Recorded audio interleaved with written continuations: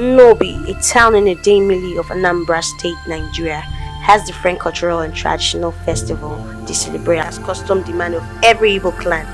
And some days after ASHA-OLU Idemili comes this great festival with social and economic value, Iboji.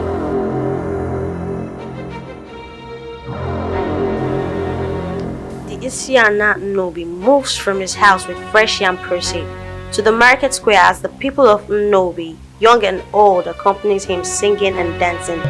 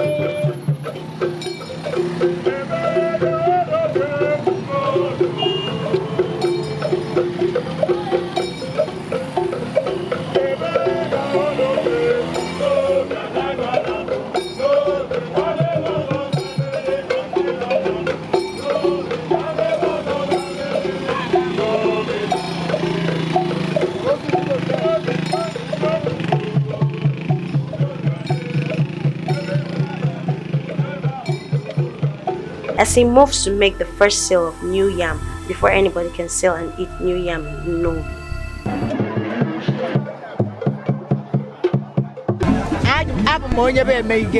I'm Nnobi. Obi the motor, LSC Aboji.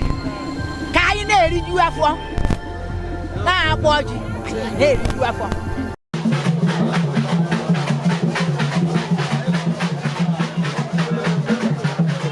Ikpoji a na-akpọ na Nnobi. So ha na-eme ọfụma, ọ na-eme Nnobi adị na ofu.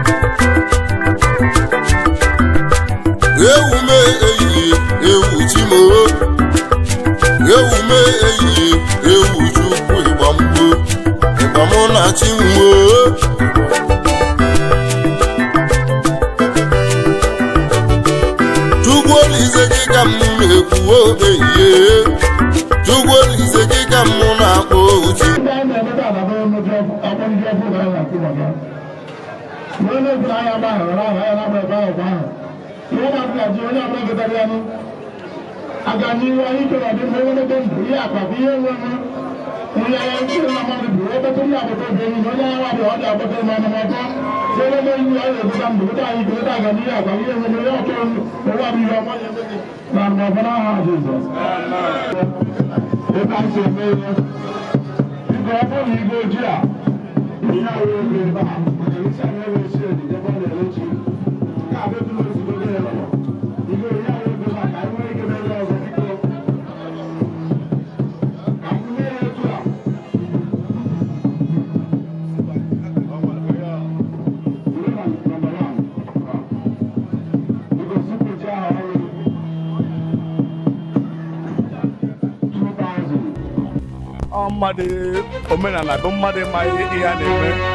Also a businessman, he's a philanthropist, After a successful business of the day, it calls for celebration as the Isiana Nnobi dances with the people of Nnobi to the village square to celebrate.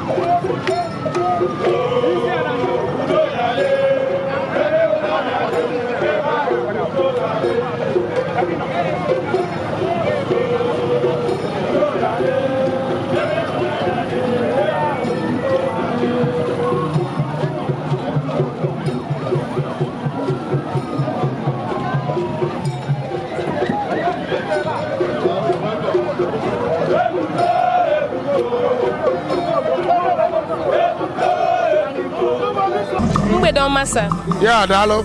You go get that again. Abambo Chief Samson ono sama ajukata ekwe Nnobi. You go we go what life in eme ba tata. Ihe na-eme n'ebe a n'ụbọchị tata bụ na Nnobi na-akpọ ji, a na-akpọ ya ịkpọ ji. Nya mmemme ya bụ emecha ha na ebidozie kpọọ ji n'ahịa. Onye ọbụla ebidozie dibezie ji. Anyị na-ekele Chineke. Udo dịrị anyị niile na mbọchị a. Agate nke n'aha Jizọs. Ịkpọ ji ọkụ akwa n'ofe na ọha mbere efe. So they menu.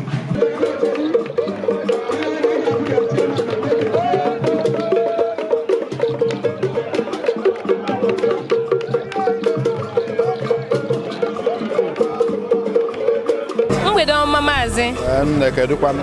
Ọ dị mma. Biko iwe ike kọwatala afa gị. Okay, mụ nwa bụ Ogbuefi Eze-Obi ka na Nnobi. Kedu ife a na-eme ebe a tata? A na-akpọ ji, Nnobi na-akpọ ji tata. Akpọ ji n'afịa. Ewee lebezie ji n'afịa, akpọrụ ji taa, ameele ji ọfụ n'afịa. Taa akpọrụ ji, a ebido lebezie ji ọfụ.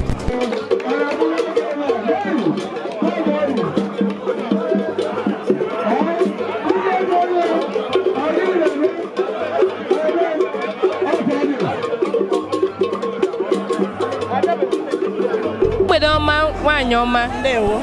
Biko kedu afa gị? Afọ m bụ Oriakụ Nnekwelugo Ifeyinwa. Okay. Iwe ike ịkọwatala ife a na-eme ebe a tata? N'ụbọchị nke tata ka onye eji mele Isiana Nnobi na-akpọ ji n'afịa. Dịka kịta enwere ike afọ ọzọ ji ọfụrụ ebido lebe ya n'afịa Nnobi. Ka gosi na ya ebido bụ onye ọbụla chọrọ iri ji ọfụ ga-eli na be ya iche iche. Mana igwe Nnobi akarakwa wee gbọ ji. Mana Isiana Nnobi agbọgọ ji n'afịa ya iji igwe awabara ji. Obi adịghị ụtọ na ị nọ ebe a tata? Obi dị m ụtọ.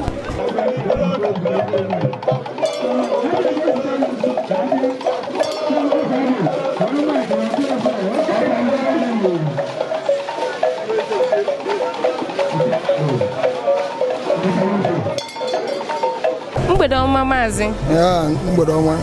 Biko kedu afa gị? Afa m bụ Sunday Nwanọlụ. Kedu ọkwa ị nwere ebe a? Mụnwa bụ chairman Nnobi World Leaders Association. Kedu ife a na-eme ebe a tata? Anyị bịara maka emume ịkpọ ji ọfụ na Nnobi.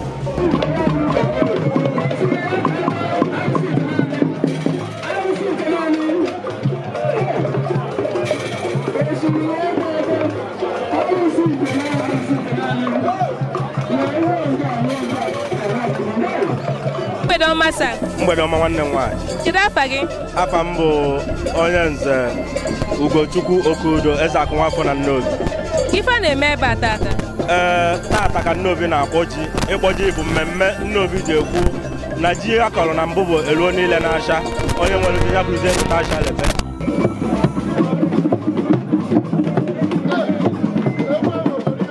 Mgbede ọma maazị. Biko kedu afa gị? Mụ abụ esi eze aka ibe. Kedu okwu iwere ebe a? Ọkwa iwere ebe a bụ na awanji bụ ife omenala Nnobi na-eme. A ji agụ aha. Okay. So ke ka obi si wee dị gị n'ile ebe a tata? Obi m bụ saṅụ bido n'afọ wee bịa n'ebe a. Ife na-eme ebe a na-aga na ikeke Chukwu.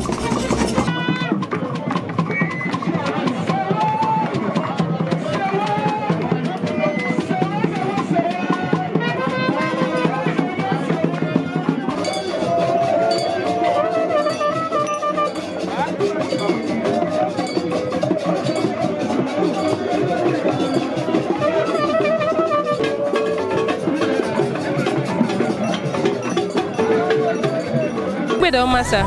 Daalụ nne m. Biko kedu afa gị? Afa m bụ Ogbuefi Ugochukwu. Kedu position ị nwere ebe a? Mụ nwa bụ chairman Nnobi Market Amalgamated Traders Association nke a na-akpọ mmata n'afa nkenke. Okay, ka ife na-eme ebe a tata? Tata ka isi ya na Nnobi na-akpọ ji. Ife ịkpọ ji pụtara bụ na ọtata ka a ga-ebido lebe ji n'afọ Nnobi maka na emume a na-eme na ebe anụnwa a na-akpọ ahọ bụ n'afọ Nnobi ka ọ malitere ebe a na-akpọ okwu afọ ebe aha ka isi anaghị anọkpọ ji nke a na-emezi ebe anụnwa bụ seremoni so ịkpọ ji ahụ. Ego obi si wee dị gị tata? Obi dị m aṅụrị maka na ọ ife a dị mbụ eme.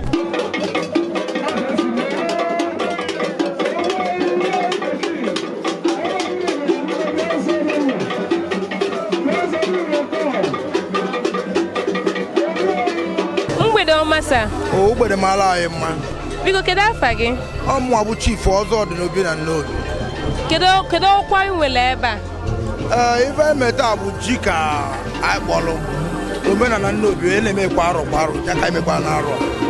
Okay, aka m na ji kedu ọkwa that's your position ebe a? My position ebe a bụ na abịa ebe a as a speaker purity efe mgbakpọka.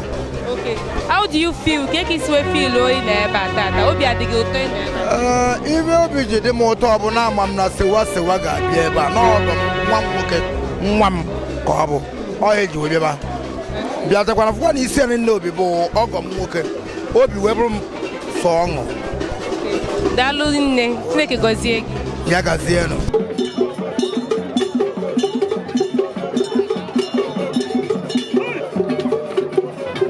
Ya mgbede ọma sa. Mgbede ọma. Biko kedu afa gị? Afa m bụ Sewa. Okay, Sewa, kedu ife a na-eme ebe a tata?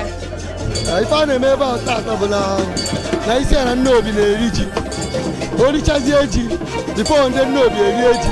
O bupụta ji n'afọ Nnobi richaa ji. O lee ji n'afịa bifo ndị Nnobi ebido ribe ji. Ọ ife a na-eme ebe a today. Obi adịghị ụtọ ndị na ebe a tata? Obi adị m ụtọ na m nọ ebe a taa because onye bịara ijoin nwanne ya ife ọ na-eme ọ bụla ajọ ife obi m bụ ezigboto aṅụrị. Kedu mgbe eji eme ife a? A na-eme ife anụ wee every ahụ ka a na-eme ihe a every year ka a na-eme ihe.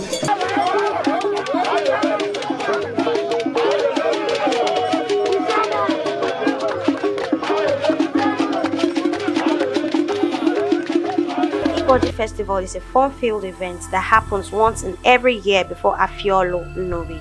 Nwa bụ John Ojukwu isi na mmụọ okwu isi na Nnobi. Obi bụ nsọ aṅụrị na agbanye iketu na naịtị na mmụọ maka na ihe ntọbara anya na-atọbaghị anya megasị jụtara enyemaka ndị mmadụ gasị na etu mmiri si mee ka onye nso mechaa Chineke rụọ ọrụ ihe gara anya. Obi bụ nsọ aṅụrị bikọs na nke aha ka ndị ahụ gara aka mmagasị mana nna ebebere na nke ahụ na-abịaghị aka nke aha mma and na udo ka nna ya na Nnobi na ebe udo dị ka Ifeanyị ebe Ifeanyị ka nri dị na ya na adịrị onye ọbụla ma onye ọbụla atara iji ọba okwu ọnụ ma ndị lere ma ndị ṅara anyị ana m asị na ọbụ onye si na iji ọma na akpọnji na Chineke ya gozi onye a mmaji kwuru mmaji ana Nnobi na-edukwa ndị onye ọbụla na-edu ya na-abata anya ọkụ mmadụ ahụ fụzụfụ onye ahụ ana m arịọ ndụ ahụike na ọdịmma ga nchekwa na ndị enyi na ezinụlọ ndị niile bịara ya nụ uwe na-ayọkwa akpọnji nke a na ekpere na akpọnji nke a ya eweta udo na ezinụlọ niile obodo niile ma Nnobi ma mkpa onye dị na Nnobi na Naijiria si ehe n'ọbụtọkwara ka atọbatọtụ ihe na ana m arịọ na adịghị nwoke ma dịrị nwaanyị mma ebe ọ na-abụkwa nwanne onye na-agba ji egwu ọka iko ọ na-akọ ya uwe na-ayọ na ya dịrị onye ọbụla mma ndo ya dị na Nnobi dịrị onye ọbụla ezinụlọ dịkwara ụlọ bụ ndị na-enche ya onyonyo ya na ọya agaziri ụmụ ezigbo ngo onye ji ekonye akwa na ọya agọzi ya ka adị ka edebe aka mgba mbụ na achụrụ ụmụ ọya agọzi ụmụ na anụmọfọ ihe ọma ga-emebiri n'aha Jizọs. This coverage is powered by House of Sewa Entertainment. Sewa ENT TV, promoting African culture and tradition. To watch more videos, visit, follow and subscribe to Sewa ENT TV on every social media platform.